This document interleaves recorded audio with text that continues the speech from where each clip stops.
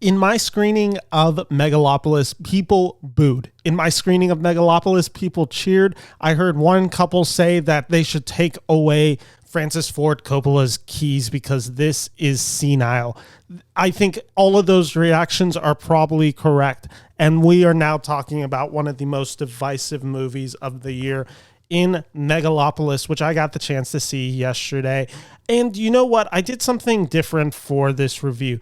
I wanted to kind of prep my thoughts about this review in a more formulaic, I guess, way, or something that would allow me to organize my thoughts a little bit more. So I actually took to Reddit and I did a few Ask Me Anythings. Essentially, the title was, I just got out of Megalopolis, Ask Me Anything, no spoilers.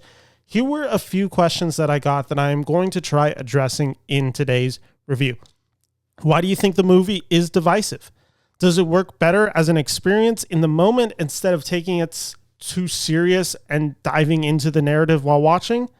Was it good? Was Megalopolis good? Did I enjoy it? And was it well made? Who stood out in the movie?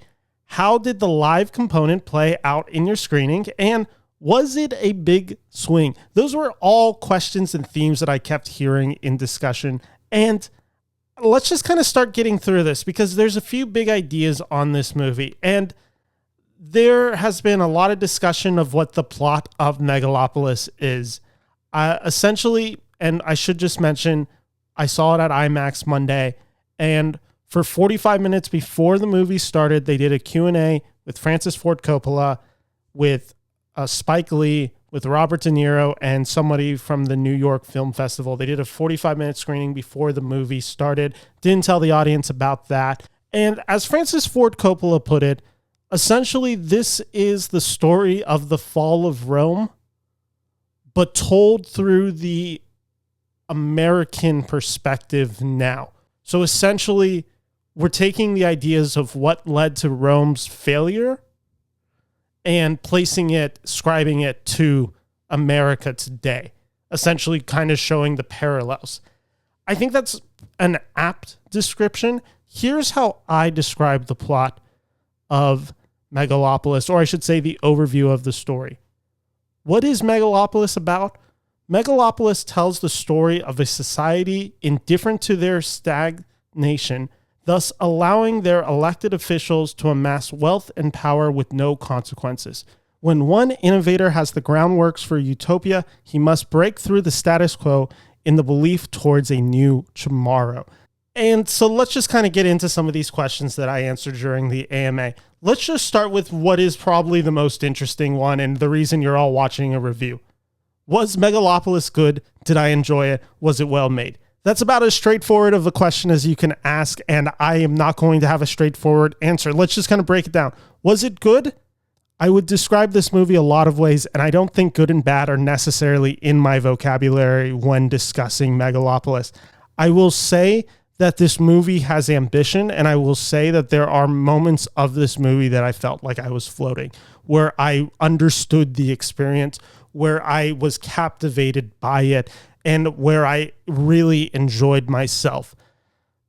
Did I enjoy it is then the follow-up question. I would say I didn't not enjoy my experience watching this movie. And is the movie well made? I would say no.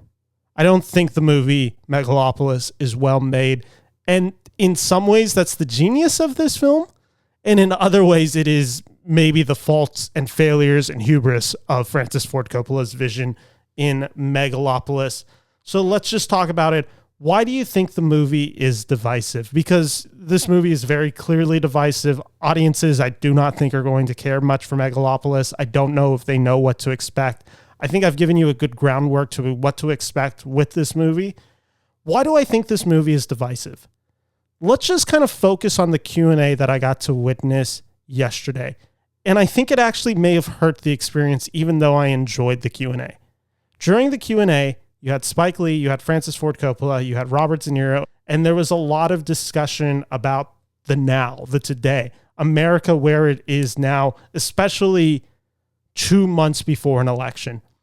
That is all present in this Q&A, so much so that something that Robert De Niro said about Trump went viral. You could tell people in my audience were not necessarily wanting to get into the politics of it now before they were going to watch a movie about politics, essentially, or I think that's what the movie thinks it's about. But with that all said, it actually worked not in the film's advantage, because with Francis Ford Coppola talking about Trump, with Spike Lee making a few jokes, Robert De Niro having his remarks at the end, it really did put the Trump and the conservative movement of the past 10 years, the MAGA movement, in my brain. And I kind of understood this movie to be supposed to be a satire / direct parallels to Trump. Coppola has a quote here from the Cannes Film Festival. Then he then passes it on to Jon Voight to give Jon Voight's perspective from a conservative perspective of someone who doesn't necessarily agree with Coppola's liberal views. But, there is a trend happening towards the more neo-right, even fascist tradition. If I may say, one of the things about our wonderful cast is that they reflect all sorts of political ideas. This is not just one notion. How do you feel about the future? How can we make a beautiful world? I know you have children and grandchildren. How can we make a beautiful world for the children? And I think we're all at this moment asking that question of ourselves. Where are we going, and what can we do? What can I do to encourage us toward a better world to protect these kids? I feel that's exactly what I'm doing. It's in my head every second of the day. Francis' vision that says human beings are capable of solving every problem we get ourselves into. We can do it. I agree with Jon Voight's assessment of this movie. And I think that might be an indictment towards this movie. And that's not necessarily an indictment on his policies, though I do not agree with any of his politics for the most part. It's an assessment of what this movie actually is servicing. I think Voight is correct that this movie is extremely earnest. It's a correct assessment of this movie. And it speaks to the greater issues I had with this movie. I don't believe it has any real ideas behind it. I think Megalopolis presents itself as being an ideas movie, and I didn't find any of the ideas to be particularly groundbreaking, shocking, or even really that insightful. Rather, it's we must all work together, listen to each other, help each other to make a better world. That's the sentimentality of this, and I found it far too simplistic and sincere to understand the bigger idea of why empires fall. I think that is certainly an important idea, this idea of unity, but it never comes to fruition in this movie. And I think it's in juxtaposition with the complexity of the structure of this movie. In some ways, having a simpler story and simple ideas may be beneficial for this movie, but honestly, I think the issue is Francis Ford Coppola, from my perspective, thought he was making a movie commenting far more on the now, and it doesn't really succeed in that way. And I think one of the other moments of tension that just comes is the fact that this is supposed to explore a society in decay. But we really don't spend a ton of time with the society. We spend a lot of time with the power, the political power. And Adam Driver, who is kind of our focal point of this movie, he plays a character named Cesar. He's an innovator who has the keys to the future, and the powers that be do not want to upset the status quo. And it's the tension of progress. I think that's a huge idea for understanding this movie, is the tension of progress. And what doesn't come across, though, is then the people, which is, again, the idea of how empires fall. It's this lack of unity. It's this divisiveness, this polarization. That's not really in the movie because Adam Driver's character of Cesar is not of the people. He's the uber rich. He's the uber powerful himself. He's not quite as powerful as other people in this film are, as other families or political families are in this movie. But he is certainly of power. So it's not really this story of / struggle of a society standing up to power. It's the story of a really powerful man standing up to even more powerful men. And in some ways, that's an inspirational story. I think you can think of a presidential figure like Abraham Lincoln, George Washington. Like, there is certainly elements of those stories that you understand that approach and why that could make an interesting narrative. But again, when it is a movie that I think is exploring a society and how it falls, I think not really having the society, the people in front and center really hurts the ideas of this movie. I found the complexity of Driver's character, some of the sci-fi elements of it, just doesn't really work to any great degree to support Francis Ford Coppola's thesis with this movie. And I think that is unquestionably something that harms the movie. Who stood out? That's another question that I was asked during the AMA. I just mentioned Driver. Driver's a really complex actor, and I really like seeing him on screen, and I find him a very watchable present, and I think he is such a good actor. I was at times perplexed by his role in Megalopolis as Caesar. I just don't think it fully comes together. And I think it is because Coppola directs Driver to be a little bit more subdued.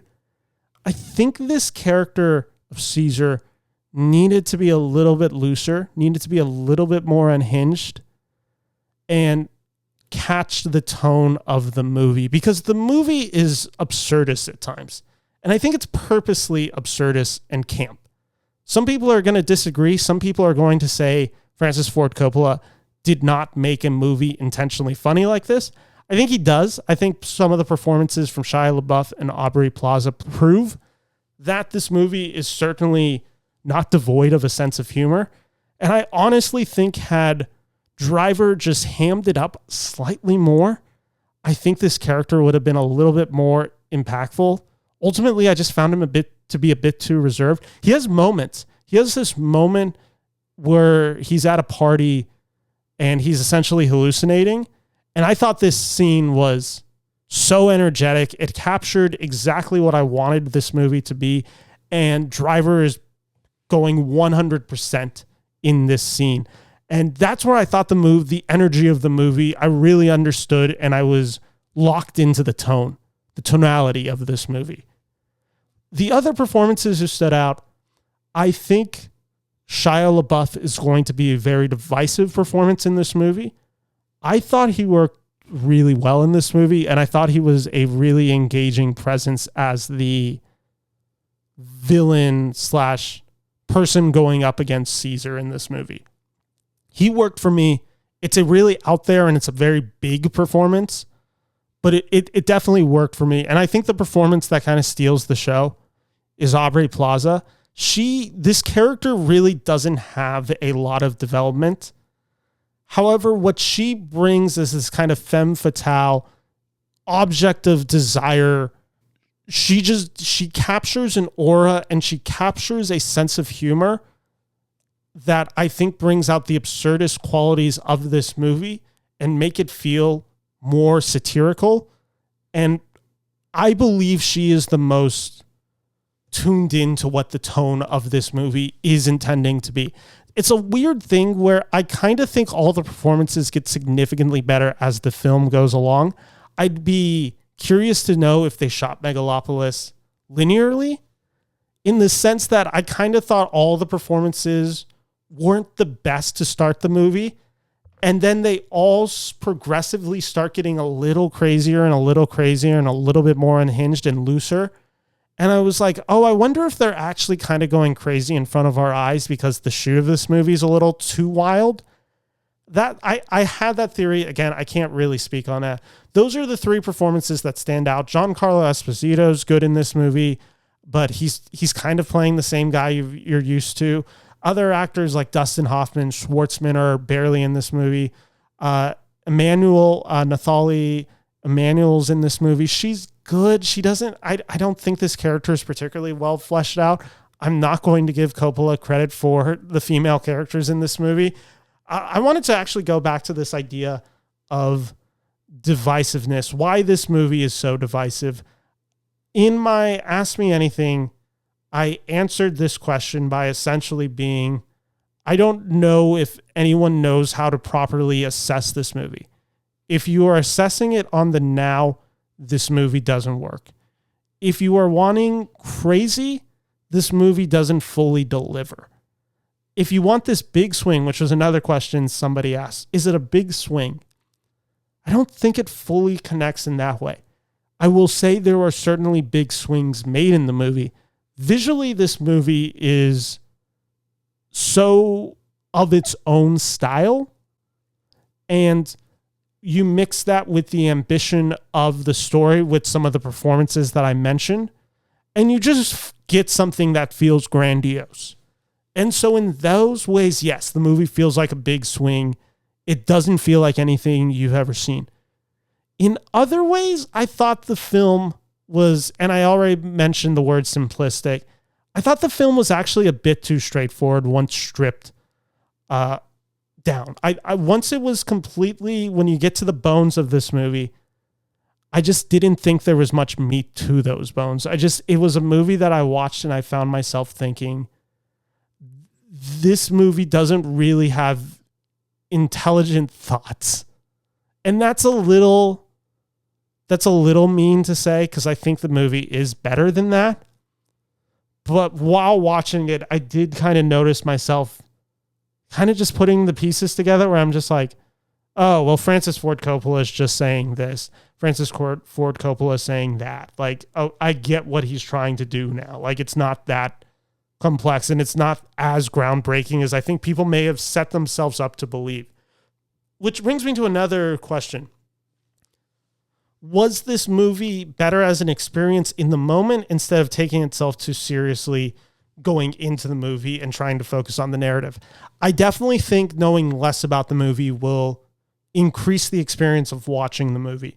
Like I said, I think that Q&A hurt me. And I think the Q&A hurt me because I had a perception of the movie in mind, and that perception was not really what the movie was. So when I was trying to make the parallels, the connections to the now and to Trump and to American politics in 2024 and all that, the movie I found to get muddled. And I think that's because the movie is muddled in those ideas. When I stepped back and was just like, okay, I'm just going to let Coppola do his thing, I found myself getting a little bit more engaged with the elements of this movie that work and the style and the pacing of this movie. And I found myself not thinking as hard on certain ideas of this movie and allowing the movie to speak for itself for better or for worse. So yes, I do think as an experience, go in as blind as possible and don't really try to analyze essentially what's going on. Just kind of accept that this is a story of a society in stagnation, and either they will die from that or they will progress from that. And that is the tension of the movie. Was there any other questions? Let's just talk about this one because I think it's quite fascinating. How did the live component play out in your screening?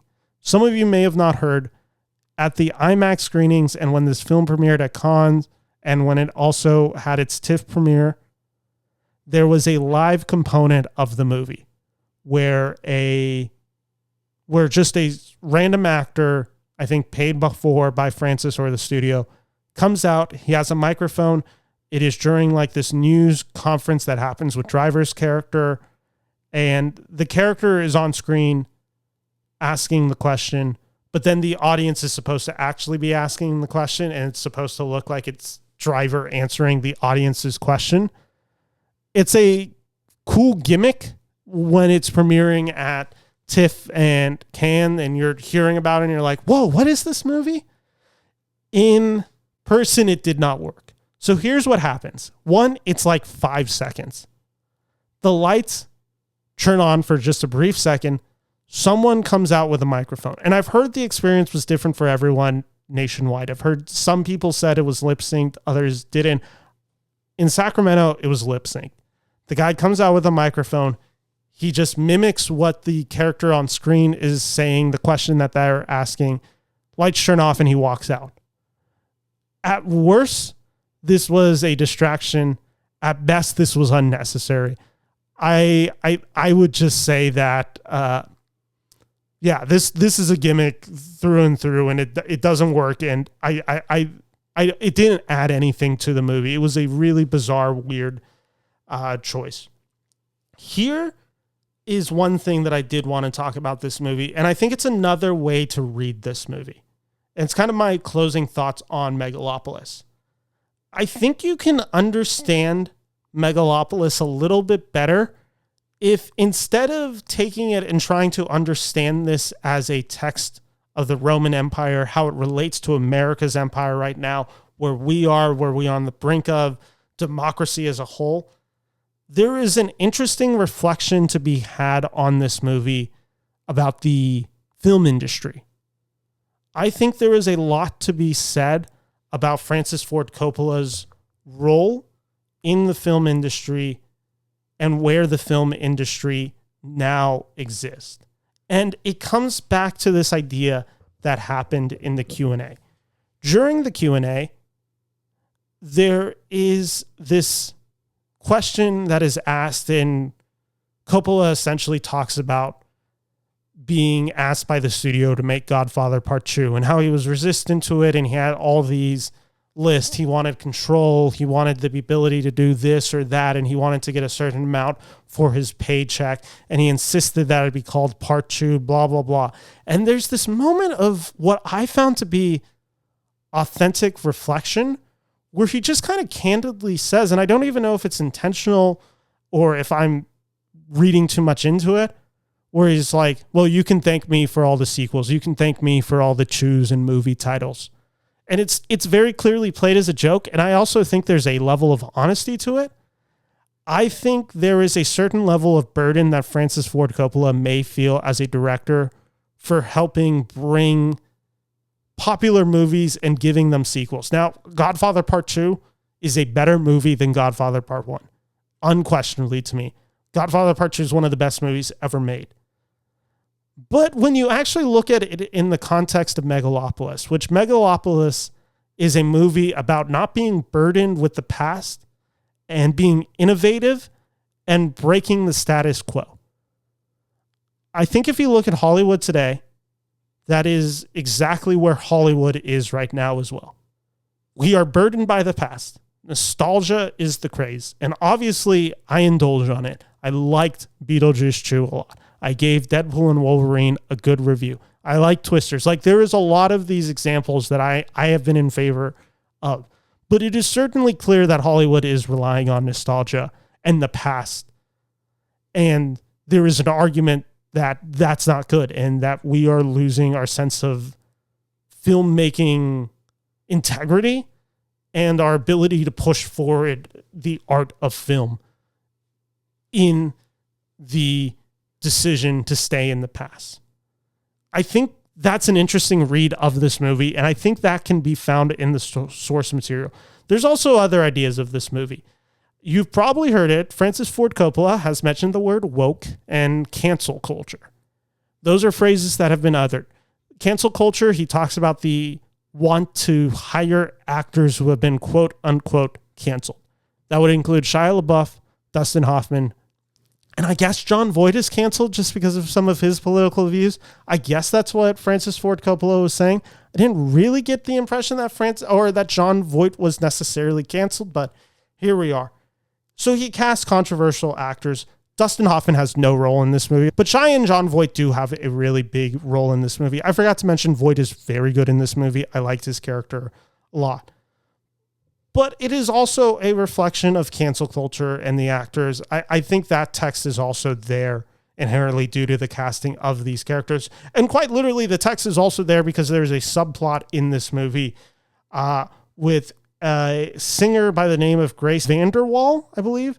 She plays a virgin teen pop star that is used to spread disinformation at one point and cause a cancel culture type scandal in the movie that is then later dropped within like 5 minutes.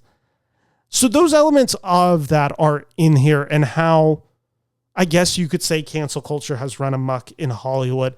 I don't necessarily agree with that take by Francis Ford Coppola, but I think there is, again, another element that he is seeing in Hollywood that he is pointing out in this movie. Another element that I thought was interesting was, of course, greed. It's kind of talked about with the burden of the past and refusing to innovate, but the reason they do this is out of greed. It is profitable to go back to farm out any nostalgia that you can get and make another buck from it. So that is definitely in this movie. Greed is a key thing to understand with Megalopolis. And then finally, and this one's maybe the most interesting that I noticed, you have the family of the Crassus family, and I might be mispronouncing that. They are the Crassus National Bank, spearheaded by Jon Voight's character.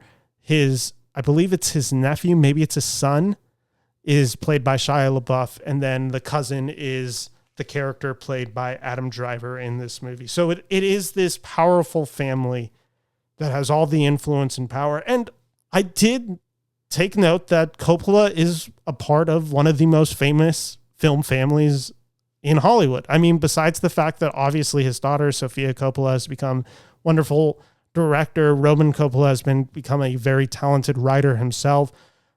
Then you have Nicolas Cage who's a part of that family. Like, there is certainly a lot of talent in this family, and they have been a huge influence on, film industry, and essentially how, for Coppola, his time is coming to an end. There is a lot of parallels that I think you can see with the Jon Voight character and Francis Ford Coppola's character in this movie. So I think there is a way to read this movie as a reflection of self and a reflection on the film industry that Francis Ford Coppola helped reinvent essentially in the 1970s. Again, I think all of these ideas are in the movie.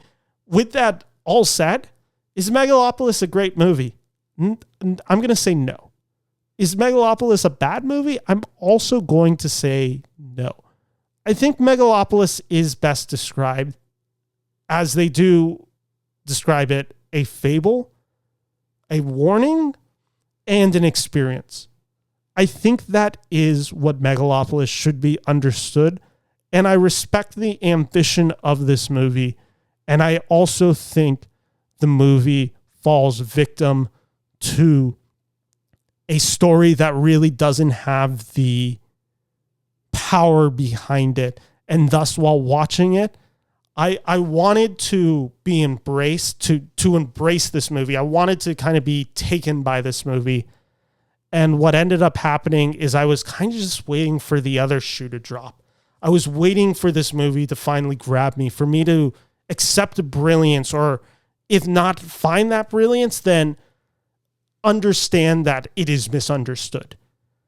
And I can't really say it's that. I think people are being too mean on this movie. And obviously I know Francis Ford Coppola has had some personal scandals the past 6 months or so.